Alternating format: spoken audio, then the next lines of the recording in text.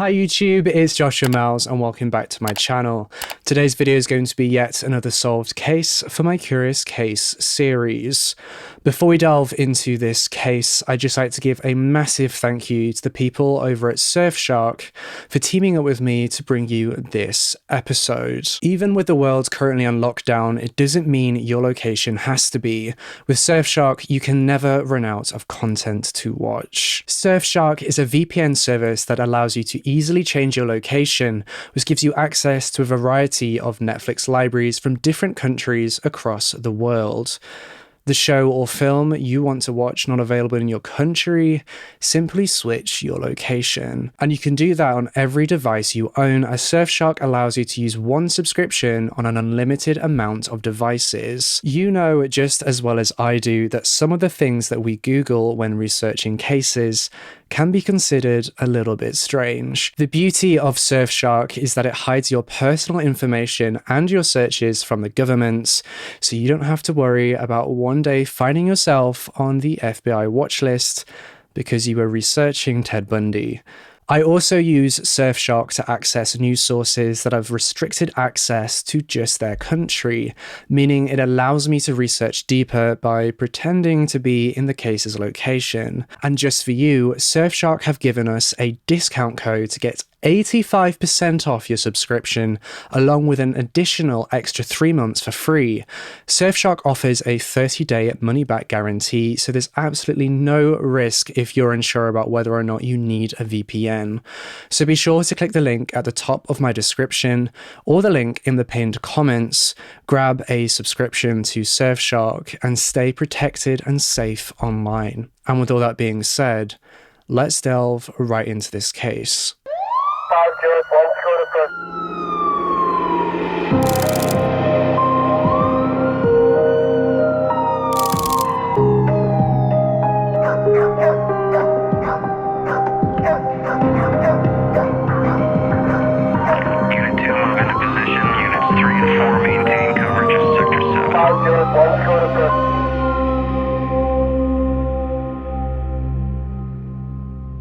Friday the 18th of September 2009, in the quiet town of Farmville, Virginia, was a Friday that would uncover a brutal and gruesome quadruple homicide that would shock everyone who lived there. Emma Keeley Niederbrock was born on Thursday the 15th of October 1992 in Champaign, Illinois, the United States, to parents Mark Allen Niederbrock and Deborah Sue Keeley. Emma's father Mark was actually a pastor at their local Presbyterian church, and her mother Deborah was a doctor. Pastor Mark had been the head of the local church for 6 years and had been born on the 20th of March 1959 in Illinois. He graduated from the University of Illinois with a major in photography before going on to work as a graphics designer. After considerable time working as a graphics designer, he decided to turn to the church and received a Master's of Divinity. During his time as a graphics designer, he married Dr. Deborah Sue Keeley. Deborah had been born on the 28th of September 1955 in Richmond and had studied sociology and criminology at Longwood University, eventually becoming a professor of those subjects. After Mark and Deborah got married, they settled down in a nice family home in Farmville, Virginia, where they had their only child, Emma. Both her parents homeschooled Emma from the age of about 11 years old, and on all accounts, she had a fairly sheltered upbringing. Though, despite her sheltered upbringing, she always had a curiosity in the occult. Her research into the occult saw her stumble upon some very alternative genres of music, such as horrorcore. We'll take a look at what horrorcore is later on in this video, but it's a good indication of the alternative lifestyle that Emma was interested in. However, just because she had this interest in the alternative and the occult, it didn't mean she didn't enjoy popular music groups such as the Backstreet Boys, or popular sports such as football or soccer for you Americans out there. At the age of 15, at the start of 2009, Emma's parents got divorced and separated. Dr. Deborah remained in the family home in Farmville, while Reverend Mark went to head the church in Pamplin. Emma's obsession with the genre of horrorcore began to intensify, and it actually began to disturb her mother to the point where her mother set up counselling sessions to ensure there was nothing untoward going on behind the scenes. Now, Emma wasn't alone in her obsession with the horrorcore genre. Her best friend, Melanie Wells, also loves that genre of music. Melanie was 2 years older than Emma, born on the 13th of February 1991 in Louisiana, before moving to West Virginia to study at the Musselman High School. It's unclear at what point exactly Emma and Melanie became friends, but what we do know is that their shared love for the alternative kicks their friendship off, and they were as close as can be. According to the official Wikipedia page, horrorcore is a subgenre of hip-hop music based on horror themes and often darkly transgressive lyrical content and imagery. Unlike most hardcore and gangster rap artists, horrorcore artists often push the violent content and imagery in their lyrics beyond the realm of realistic urban violence, to the point where the violent lyrics become gruesome, ghoulish, unsettling, and slasher film-esque. Those who create horrorcore music focus primarily on topics such as death, psychosis, psychological horror, mental illness, Satanism, self-harm, cannibalism, mutilation, necrophilia, suicide, murder, torture, rape, drug abuse, and often supernatural or occult themes. The genre has actually been linked to 2 school shootings, Columbine and Red Lake High School. It's quite a controversial genre, with some law enforcement officers believing that the horrorcore genre incites crime. Both Emma and her best friend Melanie had decided when Emma was about 14 or 15 to go to a horrorcore festival near San Diego, though Emma's mother was quite concerned for her safety if she were to attend at such a young age, so decided that they would all go together. The festival itself was fairly intense, but thankfully Emma, Melanie, and Emma's mother stayed safe, and Emma and Melanie had a great time and experience. At this festival, Emma actually became friends with somebody who works at the record label who had her favourite artist on their roster. They linked up via the social media site MySpace and quickly became really close friends to one another. Emma and Melanie were actually asked to become members of the artist's online promotions team, and they happily accepted. Also on this promotional team was a man called Richard McCroskey, who was a web developer with a passion for filming concerts and taking photographs for the artists. At some point, when Emma was just turning 15, Richard and Emma began to chat constantly online, and it wasn't long until they began e-dating.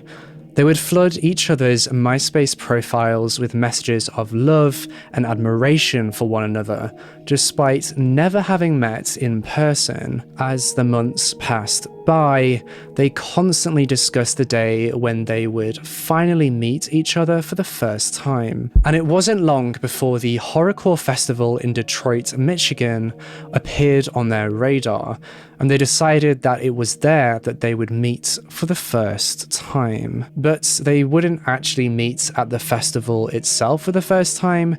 They decided that Richard would come to Farmville and stay with Emma's family before leaving with Melanie to the festival. Melanie also came to Emma's house to stay during that time so that travel arrangements would be easier. On Sunday, the 6th of September 2009, Richard arrived in Farmville and went straight to Emma's house to meet her. They immediately embraced one another and spent every second together. The festival itself wasn't due to begin for another 6 days, so they spent the time together getting to know one another and doing all those things that teenagers do at that age. When the concert came around on Saturday the 12th of September 2009, Emma, Richard, Melanie, and both of Emma's parents travelled to Michigan to attend the event. And the event itself seemingly went off without a hitch, with all three teenagers enjoying the festival atmosphere. At least, that's what Emma's parents believed. Emma and Richard actually had an argument during the festival. What exactly they argued about, I'm unable to determine, but nonetheless, the group travelled back to Farmville the following day on the Sunday. Emma's father then returned to his own home, leaving Emma, Melanie, Richard, and Dr. Deborah, Emma's mother, in the Farmville family home. Melanie posted on her MySpace blog to say that she was intending on returning to her hometown in West Virginia on the 16th, which was the following Wednesday. But when the 16th came around, Melanie didn't return to West Virginia. She fell radio silent. Her mother, unable to get a hold of her, decided to phone Emma's father Mark on Thursday the 17th of September at around 5 p.m. on his cell phone to see if he could drop by and check on Melanie to see if she's okay. She told Mark that Melanie hadn't been answering her cell phone, and whenever she phones the landline, Richard would pick up and kept making excuses as to why Melanie couldn't come to the phone. And so, Mark got in his car and drove to the Farmville home to check on the girls, arriving late in the evening on that Thursday the 17th of September. Melanie's mother waited patiently by the phone for Mark to phone her and tell her about the well-being of her daughter. And as the minutes turned into hours, she began to grow more and more concerned. She tried contacting Mark, but was unable to get through to him, and by midnight, her concern had grown to sheer panic. It was at midnight that she decided to phone for the police and asked them to go to the house for a welfare check. In the early hours of that Friday morning, police officers pulled into the driveway of the family home and knocked on the door. Stood on the other side was 20-year-old Richard McCroskey, and when the police officers asked him about the whereabouts of the girls, he told them that they had gone to the cinemas. Satisfied with this response, as the girls wouldn't have been able to answer the phone if they were at the cinema, the police officers left the property and reported what had been said back to Melanie's mother. Interestingly, about an hour after the police had initially come to the Farmville home, they received a second phone call at 12:58 a.m., but this time it was from Richard McCroskey. He asked them whether they could come and check out the basement, as he had kept on hearing noises coming from down there and he was scared it was a home invasion or a home intruder or something untoward.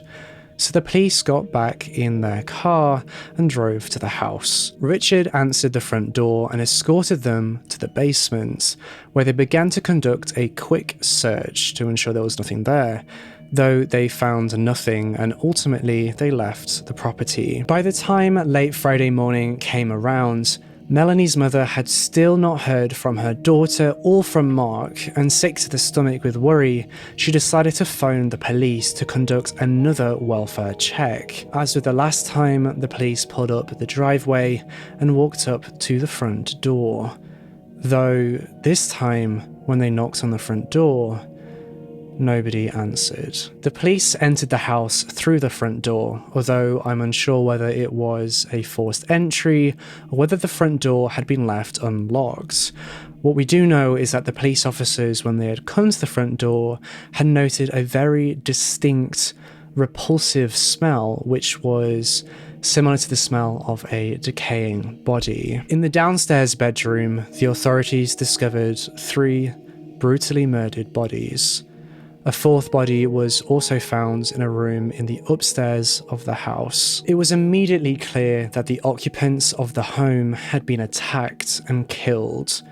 It was also immediately clear that one person known to be staying at that residence wasn't there. 20-year-old Richard McCroskey. In fact, a car that had previously been noted to be parked on the driveway of the house by police officers that had visited the property in the 24 hours prior also wasn't there. But who exactly was Richard McCroskey? Richard Samuel Alden McCroskey III was born on the 23rd of December 1988 in Castro Valley, California. His early childhood was mostly uneventful, though about 5 months before the events of this case, his parents separated and he remains living with his father. He wasn't particularly successful at school and had no plans of going on to university or really embarking on a conventional career path. His love for the genre of horrorcore developed around the age of 11, and he soon began producing his own music in the genre under the name of Psycho Sam. Some of his releases include titles such as Murderous Rage, Jesus Told Me to Do It, Burning Churches, My Dark Side, and The Voices. I'll spare you from having to listen to his music in this video, though if you for some reason are interested in listening to his songs, then they can easily be found on YouTube. The lyrics in his songs, and in particularly in the song Murderous Rage, are extremely eerie and horrifying, considering his later actions. Richard was considered to be a loner by his peers at school and by his family. He never really had any friends and spent most of his time alone in his room listening to horrorcore. His father is of particular interest as he had been a rock guitarist who had raised both Richard and his sister through a heavy dose of metal bands such as Insane Clown Posse, Metallica, and Primus. How exactly his music taste morphed from these classic rock bands to horrorcore is unknown. Richard, as previously mentioned, spent the majority of his time in his bedroom composing and producing music on his computer. He also began to design web pages, which he became pretty good at. Richard also frequently posted on his MySpace page to promote his music. On Thursday, the 17th of September, as Melanie's mother was desperately trying to get a hold of Melanie, Richard placed a phone call to his father's home. Now, nobody was actually there at the home, nobody picked up the phone, but he did leave them a message where he said that he hoped everyone was okay.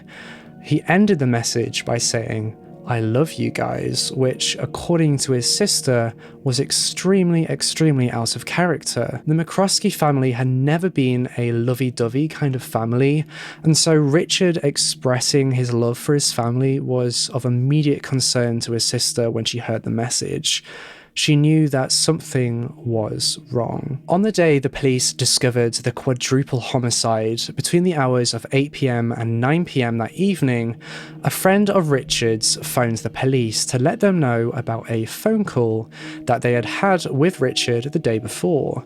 Richard called his friend in the afternoon of the Thursday and had told them that he had killed one or more people, and he was clearly upset at his own actions. As a result of this phone call, and due to the fact that Richard had gone missing, presumably stealing the car that had been parked on the driveway that had belonged to Emma's father, Mark, Richard was identified as the prime suspect in this case. In the early hours of Saturday the 19th of September, the authorities sent over photographs of Richard to the nearest airport to ensure that if he tried to flee the state, he would be found and apprehended. Just a handful of hours after the police had sent out the photographs of Richard, at around 4:30 a.m, a police officer actually ticketed a young man who had been driving without a license after he had driven his car into a ditch.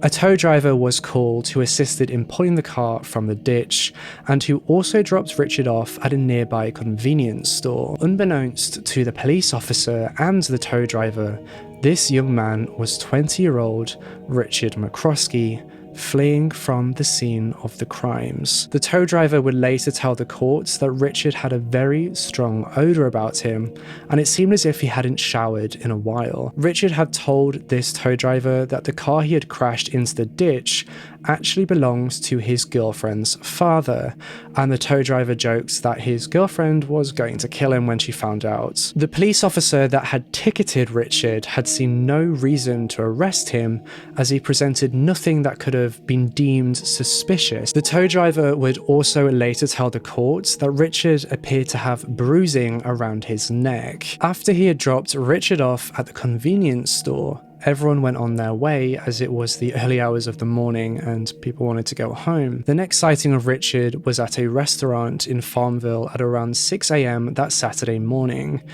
He had ordered some breakfast and was sat alone, appearing to be somewhat despondent. It was during this breakfast that he developed a plan of escape. He would catch the next plane out of state. After finishing his breakfast, he called for a taxi and was picked up at around 8:20 a.m.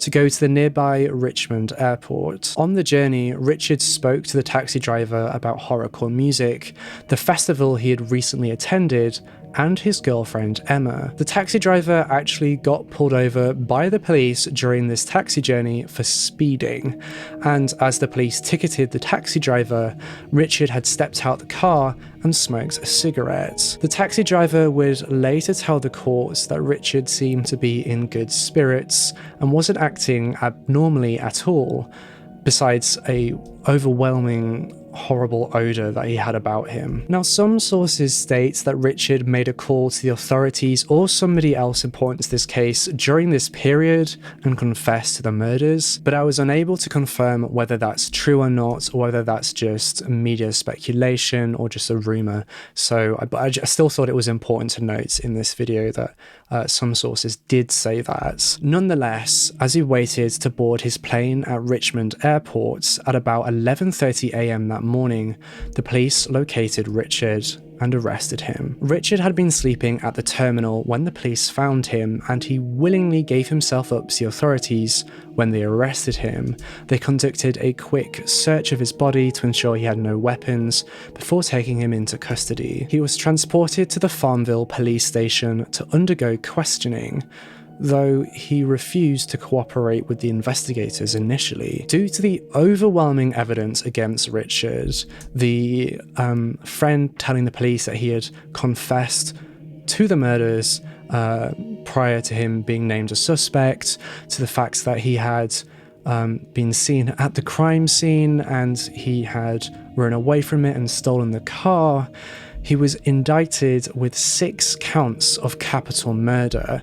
And this was actually due to the fact that the police had drawn links between Richard and 2 other homicide cases that had similarities to this case and that had both occurred within the 3 years prior. When the investigators asked Richard what his motives were for the murders, despite not cooperating with the police, he told them that Jesus told me to do it. During his questioning, his home back in California was searched and several items were seized and entered into evidence, including his personal computer, the house phones where he had left the voicemail, and other minor pieces of evidence such as notebooks. Eventually, Richard caved and confessed to everything in vivid detail. He told the authorities that he had murdered Melanie, Dr. Deborah, and Emma the day after they had gotten back from the festival on the 15th of September 2009 at about 3 o'clock in the morning. Before committing the violent murders, he had ingested marijuana and alcohol.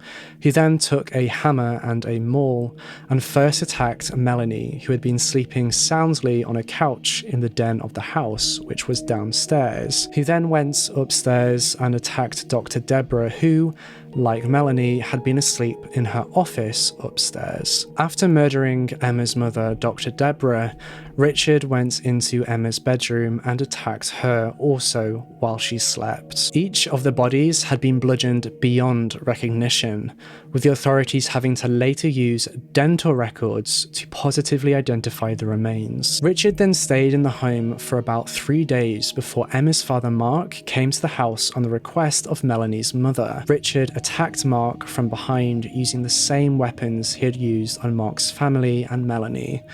Mark was instantly rendered unconscious as the vicious attack continued, and as with his family and with Melanie, he was bludgeoned beyond recognition. At some point, Richard had decided to move the bodies from where he had murdered them to the downstairs bedroom, though he left Emma's body in her bedroom upstairs. Autopsies conducted on the remains concluded that Emma, Melanie, and Dr. Deborah had stayed asleep during the attacks, as they had no defensive wounds which could coincide with conscious self-defense. After he had murdered Mark, Richard had started recording himself on a digital camera that was in the house. On this video, he told the camera that he knew deep down that he had to pay for what he had done. He also made several indications that he would try to end his own life before having to deal with the consequences of his actions. Due to the severity of his crimes and under Virginia criminal law, Richard was facing the death penalty for the quadruple homicides. Though in September of 2010, the prosecution offered him a plea deal. This plea deal would see him plead guilty to the 4 brutal murders in exchange for a life sentence. The plea deal was actually agreed upon and supported by the victim's family, who didn't wish for the case to go to trial and didn't wish to go through the horrific events that had happened to their loved ones. Subsequently, Richard pled guilty to 2 counts of capital murder and 2 counts of first-degree murder, and was sentenced to life in prison without the possibility of parole. The 2 other homicide charges brought against him were dropped. I believe that was due to a lack of evidence against him. Richard claimed that he had conducted these brutal murders due to his relationship with Emma.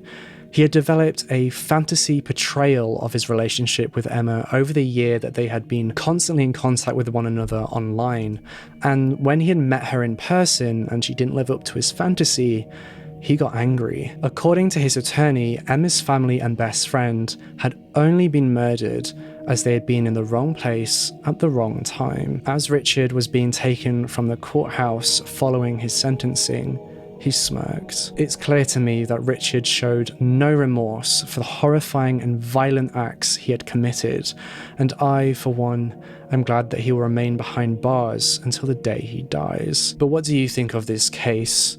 Do you think that he should have received the death penalty, or do you think that life in prison without the possibility of parole was justice enough? Let me know down in the comments below. And that's everything that I have for you in today's case. This episode, as you can tell, is slightly shorter than my usual episode length in this series, but I believe that every case and every victim's story deserves to be heard, regardless of the case details and complexities. I'd just like to give a massive thank you to Surfshark for teaming up with me to bring you today's video. I've used Surfshark almost religiously over the past few months during my research, and I honestly feel so much better knowing that what I'm researching is completely private and hidden away from any of those government watch lists. Because God knows, as a true crime YouTuber, I Google search some very suspicious things sometimes when I'm reading about a case. Make sure you go give Surfshark your support and check out their service, as they're helping me to bring you more episodes just like this one. You can find a link in the description box and in the pinned comments down below. Subscribe to this channel so you can see more true crime videos just like this one, and hit that bell icon so you can be notified every time I post a brand new true crime episode. Be sure you're following me over on Instagram and Twitter too. My handle on both of those social media platforms is at itsjoshuamiles. I post scheduling updates, case updates, and other behind the scenes content over there, so be sure you're not missing out on that. And with all that being said, I'll see you in the next case.